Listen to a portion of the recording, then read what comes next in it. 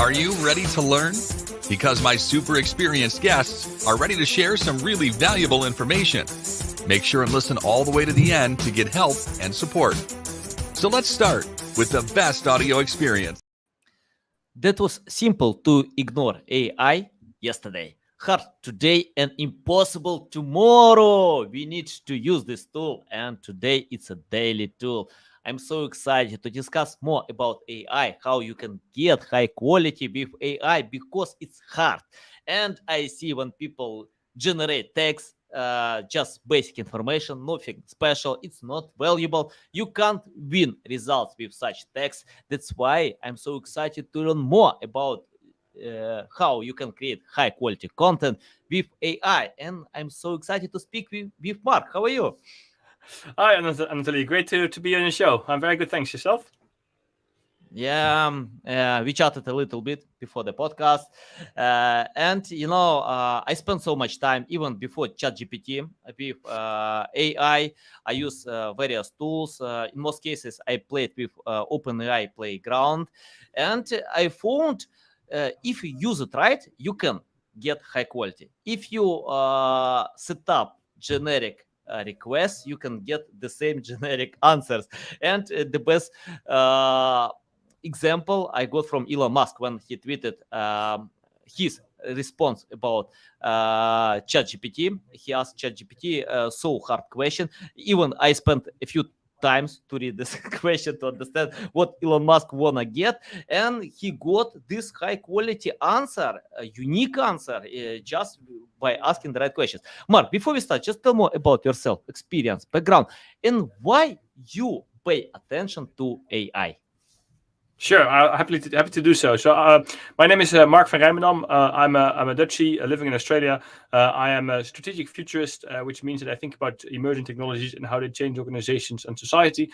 My focus has really been anything cutting edge. From I started in big data, moved to blockchain, then the metaverse, now AI, and I cover all these topics to really understand what the impact is on society. I'm sort of an optimist dystopian, which means I look at these technologies from a balanced perspective. I see the good, but I also see the bad and the ugly, and I understand how we can make sure that we can use these technologies in a responsible manner. I've written 5 books on these topics. One written with ChatGPT. I dare to say I was the first one in the world who published a book written by ChatGPT, because I published it about a week after ChatGPT was launched. So pretty fast. I help organizations around the world understand these technologies. So I'm a keynote speaker. I've spoken in 25 countries on all continents, inspiring over 100,000 global leaders, really helping them understand these technologies and how they change their business. Nice, awesome, love it. I'm curious about this book written by AI. I think I love reading books. My loving format is by reading books. Because I found that book authors usually spend like 6 months and a year to write a book, and it's not the same like to write a blog post or a film a video, because you can do it for a few hours, but by writing book it takes time. Can you tell how you wrote a book when ChatGPT was launched in November? So any insights why you decided to do it, and give a strong reason, because I have a huge list of books that I need to read, a big list, but I have no time to read all these books. So I choose priorities. So give a strong reason what kind of benefits I can get and my audience can get by reading this book. Sure. So I wrote the book as a sort of an experiment to understand how far off the shelf AI technology already is. And mind you, this was literally, I started writing the book 2 days after ChatGPT was launched. So this is ChatGPT 3.5. So sorry, GPT 3.5, not GPT-4. So that's how I started with asking ChatGPT a question. I want to write a book about impact of future technologies. Which technologies should I cover? It came back with a list of questions, of technologies. I added a few of my own technologies to that list.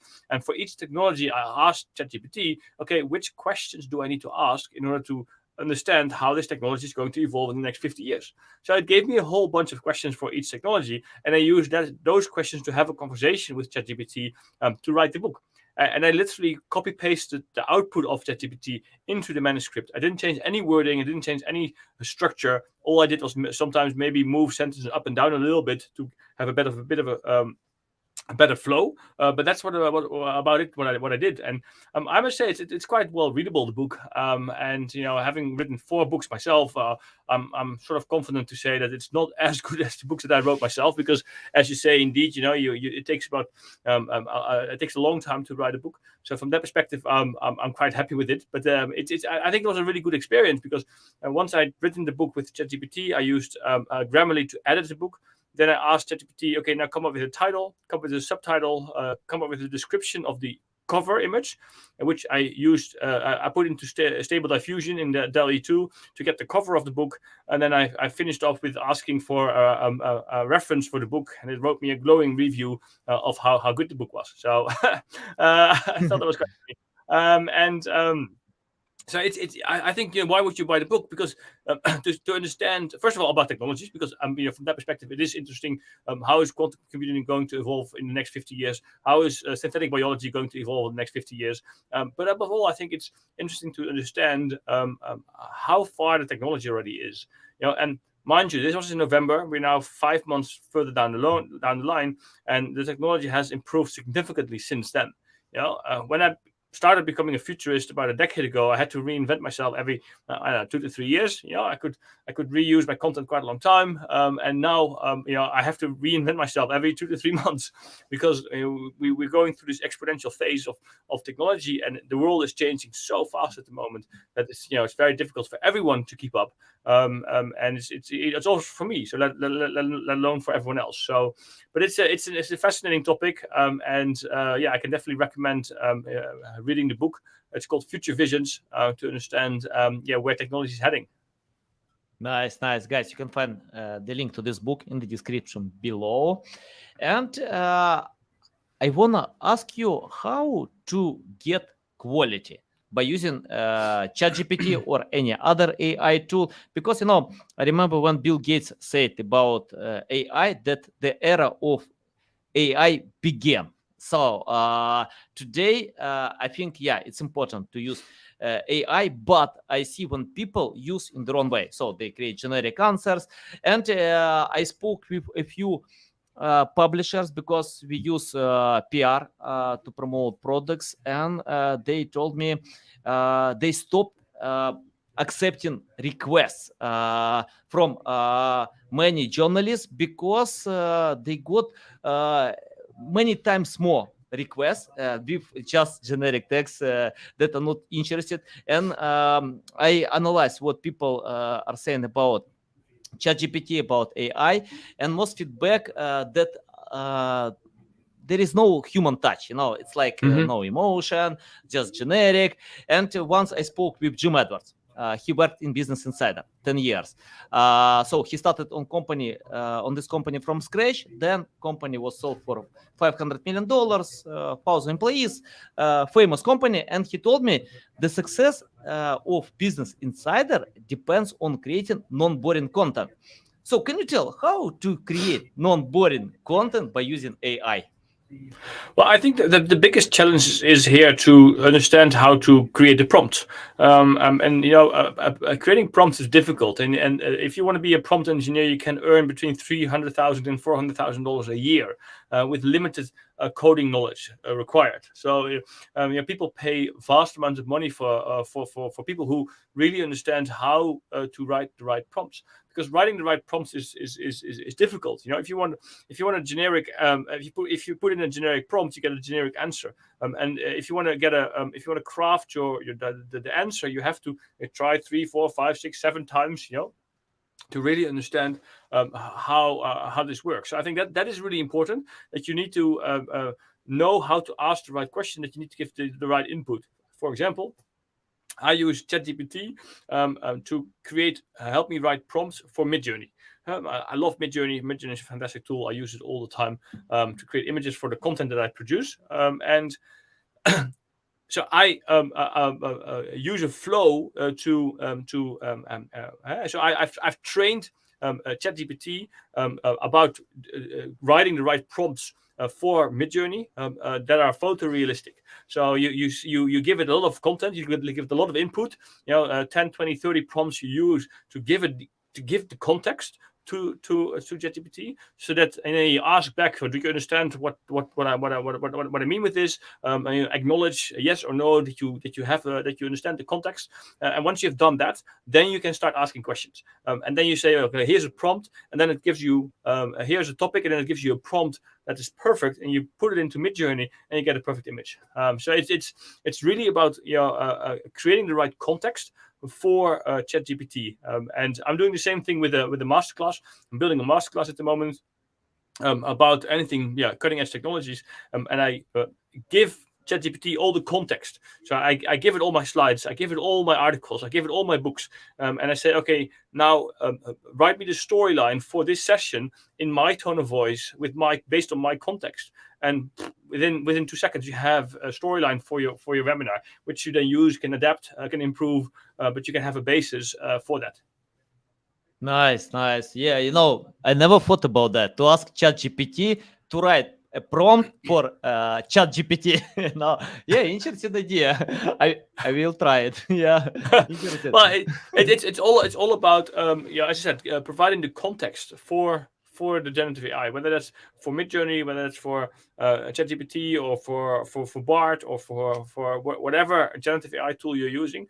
The right context is really, really important. So you have to feed the generative AI with that context, and then once it has that context, then you can start asking questions about it. Yeah, awesome. Can you tell about editing? Of course, we can generate everything on ChatGPT, but it's important to edit it, to share something new, valuable, add data, because I tried many times to use ChatGPT like a golden button to create everything, but I can't get quality. So it takes time to edit, but it's faster than if you write from scratch, So can you tell how to edit context from ChatGPT or any other AI tool? Well, I think you should use ChatGPT not as a replacement for writing your content, because that doesn't make sense. It's a good tool, but it's not a tool that can write as well as you can write yourself. So you should use it as a way to craft ideas, to get suggestions. But we also know that these tools, they hallucinate a lot. So they come up with a lot of nonsense. They come up with fake resources. They come up with fake URLs, sources, etc. So it's very important to fact check everything that comes back from ChatGPT. But it's also very important to, if you ask it to write an article about, write an article about how AI changes SEO, for example, you can type it in, and it will probably come up with an article within 2 seconds. Is it a good article?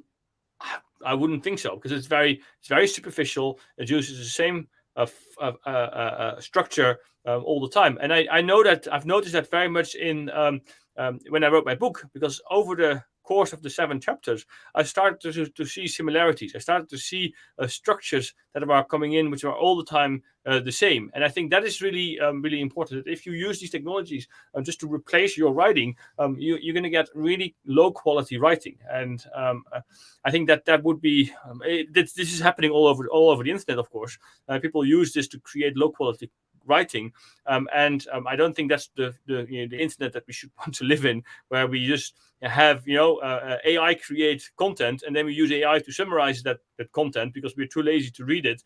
So we have just 2 AIs, one writing content, one summarizing content, and that goes back and forth all the time. And I don't think that's the right approach. So it's a brilliant technology. It's an advanced tool, but we should use it in a way that benefits us. Because if you just use AI, I don't think we'll succeed. And just to close on that, I always say, AI will be humans for sure, but AI working in collaboration with humans will beat AI.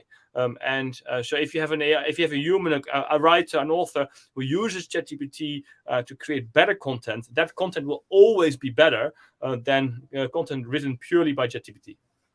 Yeah, awesome. Yeah, I agree. By the way, I usually edit on ChatGPT if I can't build my thoughts. So I share data and tell, please edit this mess, please provide some interesting information, and it works well. I check out a few times with editors, proofreaders. I send them this text and and ask about the quality. Please tell me. And I got a positive response. Wow, that's quality. Yeah. Quality stuff. Yeah. So I don't like to write and generate any text, but I love editing with ChatGPT and translation. Translation works well because I Absolutely. translated a few to Ukrainian and Russian languages that I understand, and I found that's quality. Really, I don't need to even edit anything from that.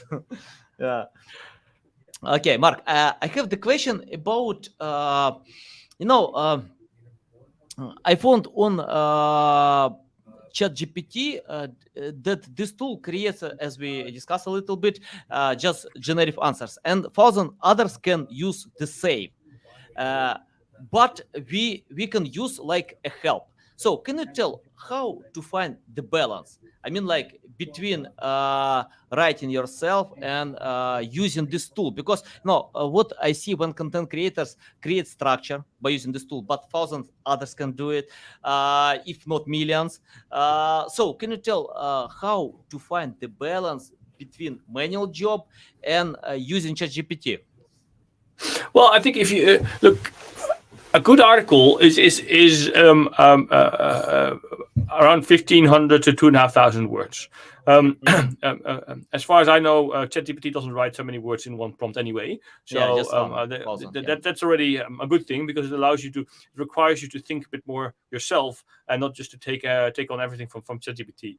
So I think it's always good to you can as I said, you should work together with ChatGPT. So you can say, look, I want to write an article about how AI will change SEO. And then you can say to ChatGPT, okay, which questions do I need to ask to answer that question, that main question? So that can be a starting point. That gives you some ideas. You can ask ChatGPT to come up with a structure that gives you a few ideas, and then based on that, you can start to craft your article. I think it's still important to talk to people, to interview people, to find resources, to find credible resources, to look into articles that can be relevant, and then you can use those articles that you find. You can ask ChatGPT to summarize them if you don't want to read them yourself. But then you can start to use that content from that article, the main points, and put it in your own article. So it's really it's almost a dance, with ChatGPT, where we ask questions, you go back and forth, you write a bit, you ask a question, and you craft your message around that. And then once you're finished, you can even ask ChatGPT, okay, now critique my article, or now provide some points for improvements, and then you can improve your article. So I think that's the best approach, where you use this technology to create better content, and that's also how Google accepts it. Google has stated that they do accept content written with ChatGPT. However, it will be judged by the same criteria as non-AI content. So it needs to be high quality. It needs to be relevant. It needs to be true. So not fake news. All those it needs to be well referenced, well sourced. It needs to be an in-depth article. All those kind of things that we require from human written article, we also require from AI written article. And at the moment, ChatGPT can't do all those things. So it still needs to be a collaboration between the humans and the AI. Yeah, nice. Okay, let's talk about creativity. For example, it's interesting. I opened your LinkedIn profile because I love opening LinkedIn profiles, and I like your background. Awesome background. It's unique, creative, interesting. You hooked me with your LinkedIn profile. Very good. And and I'm interested about this creativity. How to be creative by using AI?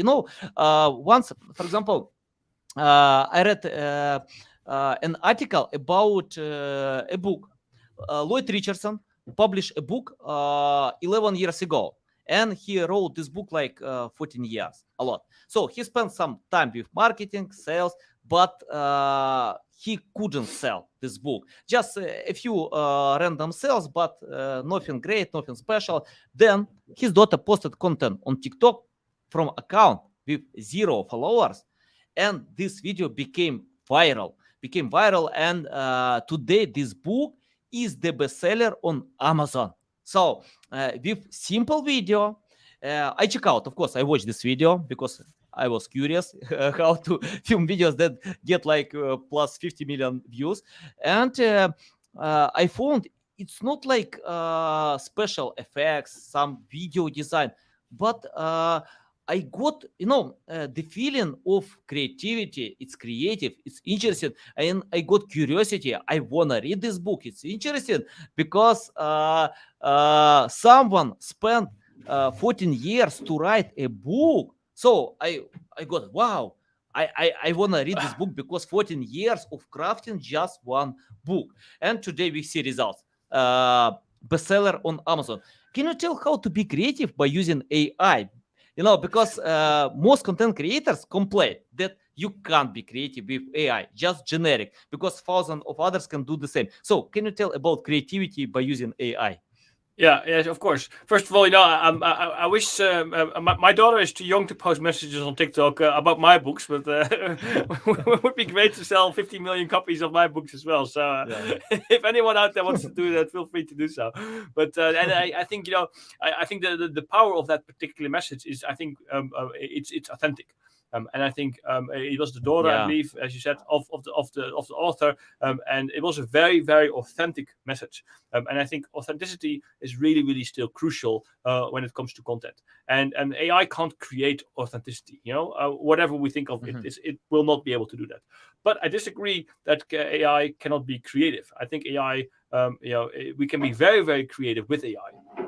In fact, I delivered a presentation in Dubai a few weeks ago on unleashing the generative AI genie, a brave new metaverse, or a nightmare scenario.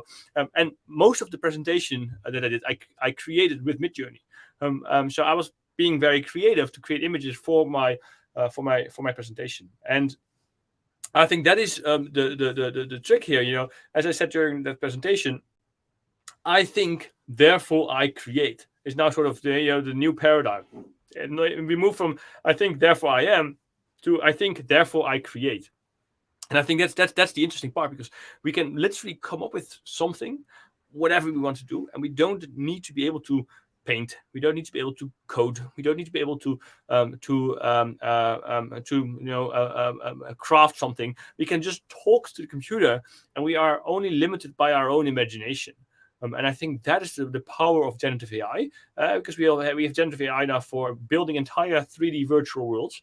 And you might not be a game developer, but if you have a creative mind and you can talk and you can create the prompts in a way, you can build a 3D environment. And I think that is so powerful that we can do that now. So we're sort of democratizing creativity from that perspective. There are a lot of dangers to this as well, but it's I think the fact that we can now.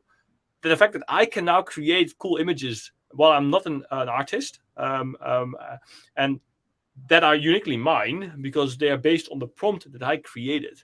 And unless you use the exact same prompt, most likely you will not even get the same result, because it always comes up with something different. So I think and I've seen some really cool images created with Midjourney, like really awesome images created with Midjourney. And I think that's creativity. Yeah, nice. On your LinkedIn profile, you share that your focus, data analytics, blockchain, the Internet of Things, metaverse, generative AI. So many different things, and I can unite all of them technologies. So can you tell about technologies? You wrote a book after launching ChatGPT so fast. And metaverse, I can't tell that we didn't see even this metaverse. So it will be the future. Blockchain, we have blockchain. So can you tell how you find trends, new technologies, and start to be early adopter compared to others? That's a good question. So I read a lot. Yeah, I read tons of books. I read tons of articles. I have tons of conversations with people. I'm in different communities where we talk about emerging technologies, and we share and we discuss. And I think that's really crucial. It's being out there, scouting new technologies, understanding how these technologies work. I have a deep expertise in how these technologies, and that's been my job for over a decade, and I've been doing this, for such a long time. I've written 5 books. I did a PhD on this topic, so I've really gone down the rabbit hole to understand what these technologies means. And because I have this deep expertise, the moment something new comes out, I can quickly grasp it. I can quickly understand what the impact of this technology is, how it will evolve in the next 10, 20 years, and how it will impact our society. And I think that is the most important thing, to understand sort of how this is going to change our lives, and it will, in ways that we might not even foresee. And if you talk about the metaverse, my 4th book, Step into the Metaverse, I wrote actually in 6 weeks, 6 weeks research, 6 weeks writing, because I used a lot of technologies to help me with the research process. But I did 100 in-depth interviews, 150 surveys of people building the metaverse, and collecting so much data, so much information from the people who are actually building this next iteration of the internet. That really helped me understand what's happening and where this is going. So it's a combination of reading a lot, talking to a lot of people, thinking a lot about how this technology will evolve, combined with 10-year plus experience of these technologies, using them myself, applying them myself, researching about them, talking about them, doing it myself, to understand how they're going to evolve. I think I understand how you can write so fast books because you read a lot. And I remember when Stephen King said about that. So the best thing how you can improve your writing is to read a lot and write a lot. 2 things. You don't need to do anything else. So and my loving book, Jack London wrote this book, Martin Eden, about the guy who didn't have any education, but he loved to write a lot. So he overcame many other writers on his time, and that's great book. When I read Jack London any book, I can feel that I'm part of the journey. I can forget about meal, water, sleep, anything, because I live from this book. So well, I think that's the good thing about writing books, because it allows you, about reading books, because it allows you to go on a journey of the author, who has taken a long time to do research for the book, to write the book, and you basically get 30 years of experience in 5, 6, 7 hours. It's like I don't know. I sponge on these books because I think it's so relevant. And listening to I read and listen to books, and it helps me understand so much of the world. And so I can only recommend anyone else to read as much as possible. Nice. Once I got a study, I learned from one study about that companies usually implement 40% of all recommendations that experts can share with them. So 60% are ignored. Many things why. Probably have no resources, time, or they don't understand the process, importance. And once I spoke with a few keynote speakers, and they told me it's better to share less but important, to be specific with priorities, because when you share a lot, people don't know what to do. So and you have huge experience speaking, consulting. Can you tell your way how to transfer data, I mean, like to your clients, customers, or audience who can listen your speech, that it's important to implement something that you share with them? Well, I think it's important to understand that if I give a talk, and talks last 45 minutes, 60 minutes, generally people can only remember 3 things after the presentation. So I need to think very carefully, what 3 things do I want them to remember? And that's always in discussion with the client. What kind of message do they want to pass on to their employees, to their customers, to the audience? And I think if you take that approach, I craft my message to ensure that those three things that I want them to remember, that they will remember those three things, by crafting the story in such a way that they have a good understanding of where this is moving to. So I think that is my approach. I have a conversation with the client to understand what are they looking for, what kind of message do they want to bring across, and I use that to find the three takeaways that I want my audience to remember, and I build the presentation from there on. Nice. Mark, I want to ask about common mistakes. Can you list mistakes that people still do by using AI, and your tips how to find a much better way? Well, I think the most important challenge, and my tip is linked to that, is that people do not quite understand how these technologies work. They don't take the time to understand how these technologies work, and they just go headfirst without really thinking about the consequences of whatever technology they're using. Great example, Samsung. You might have heard about it in the news, where people were importing source code into ChatGPT, and as a consequence, that source code was leaked, and is a massive problem for Samsung. I think that is sort of the key with these technologies. People think it's an amazing technology, but they don't think about the downsides. They don't think about the consequences, because they don't really understand how the technology works and how the technology will impact their business and their lives. And I think that is something important to be aware of. And I was watching a video, and I shared it on my LinkedIn a couple of days ago, so you can find it there, about Tristan Harris and from the Center for Humane Technology, who had a presentation for a private gathering about the AI dilemma, as sort of a sequel to the social dilemma that they created a couple of years ago. And the AI dilemma is very, very much about, we're moving now to the second phase of the internet, basically. And in the first phase, we had all these problems created through social media, polarization, misinformation, trolling, etc. And that happened because people didn't really understand how to behave on social media, what the consequences are of just throwing everything out there, and how other people are misusing these tools to influence whatever they want to influence. Now we're moving to the AI generation, the AI era, and people will.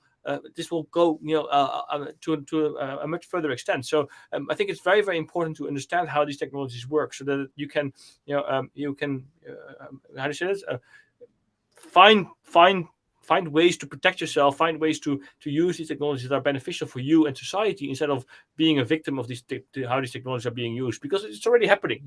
I believe in Venezuela, the government is using ChatGPT to spread misinformation, and these technologies are neutral, so they will be used for the good, the bad, and the ugly.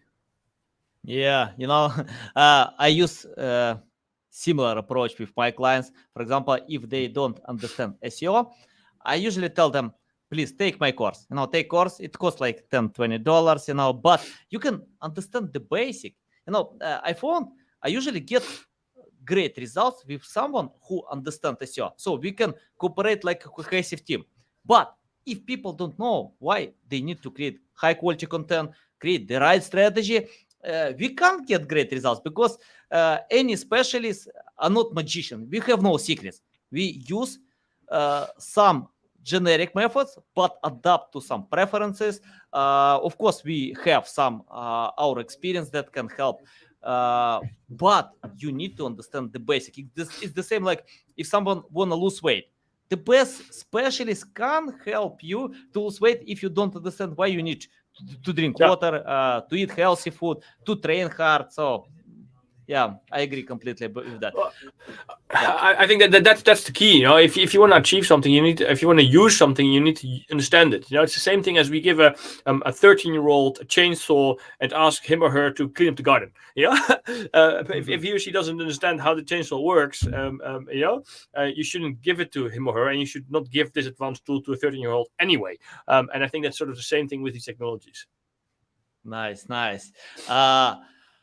Dr. Mark, I have the question about your experience. For example, I have students in my network who don't know what to do, what to learn. And the best tip I got from Bill Gates, he told, if you don't know, learn about AI. because it's the future. If you think about in the long run. So let's imagine you started from scratch without any experience, knowledge, skills. You didn't write any book. What will you do today to learn more about generative AI? Well, I think I would start with using these technologies, playing with them, experimenting with them, trying to find out how they work. I would definitely learn some coding skills. It's always coding. Although we have generative AI that will probably do a large chunk of the coding, I think it's a very good skill to have in this world. It's the language of the future, so you should be able to understand it, at least at the basic level. And I think you should just be able to sponge, to take in as much information as possible, to use that information to explore, to learn, to use these technologies, to experiment with these technologies, and then you can grow from there. And I think that's the best approach. Also, to be flexible, to be to be adaptive, to be open to change, because the world is changing so fast. And if you get stuck into one area of AI, you might miss the boat for the next area of AI. So you really have to have this open mindset, to be open to the world that is now changing faster than it ever has done before. And if you don't embrace change, I think you remain stuck in the past. Nice. Yeah, agree. Yeah, completely. It's like, for example, if I read 100 books how to play soccer, I'm not sure that I can beat Cristiano Ronaldo, Leo Messi, or even medium level soccer players, because they prefer to hit the ball 1,000 times than to read a book. Of course, it's important to learn. It's important, but you need to practice. Without practice, I don't know how to go ahead. Yeah. 100%. And my final question about the future.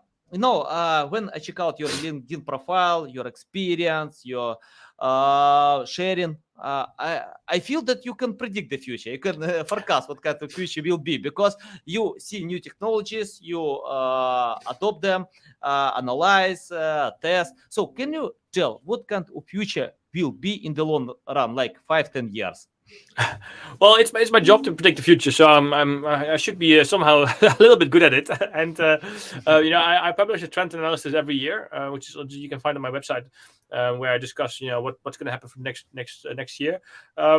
My focus is more on the long term, 5, 10, 20 years, and what I see happening there is that we are moving to a future where voice will be the main interaction with the internet. We'll move to a future where the internet will be everywhere, and we will move from having to make a conscious decision to go on the internet to being part of the internet. We'll be able to create content simply by talking to our devices. We'll probably ditch our computers at some point, and we'll use glasses where we can spin up 5 screens and we can create content from that perspective.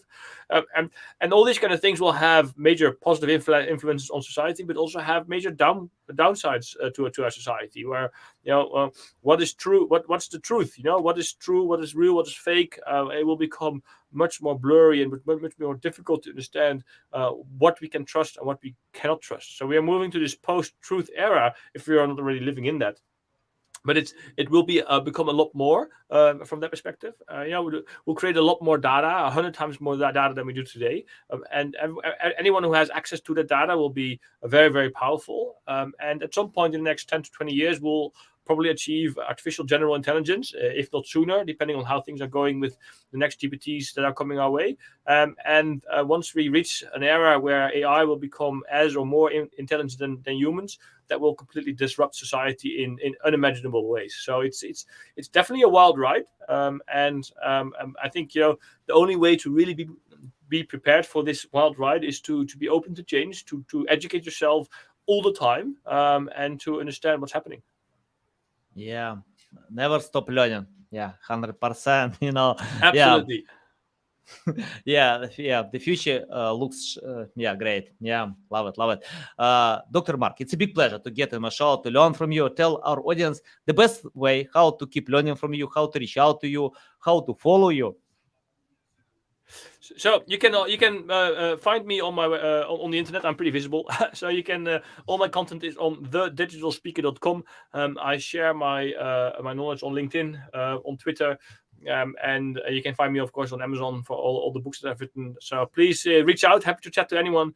Happy to help. I'm here to help people to understand these technologies, to understand how we can benefit from these technologies instead of just be harmed by these technologies. Because in the end, these are very, very advanced tools. They are neutral, so we'll use them for the good and the bad. As I said at the start, I'm an optimist dystopian, which I'm very optimistic about a dystopian future. To sort of say, I'm very optimistic about how we can use these technologies for good, but I'm also very, very worried about how we will not use these technologies for good. And I want to change that by educating people, by helping people understand what's happening. Nice. By the way, I like pictures on your blog posts, so very creative, interesting, So guys, you can find the link to website thedigitalspeaker.com. You can find LinkedIn profile, social media accounts to Dr. Mark. Please follow him, reach out to him, and tell that you listen to this audio podcast. Yeah, it's a big pleasure. Thanks again. I love it. All valuable insights. So I'm going to read your books. I'm going to check out your blog. So because I love learning as well. Okay, guys, love you. See you. Very good. Thank you very much.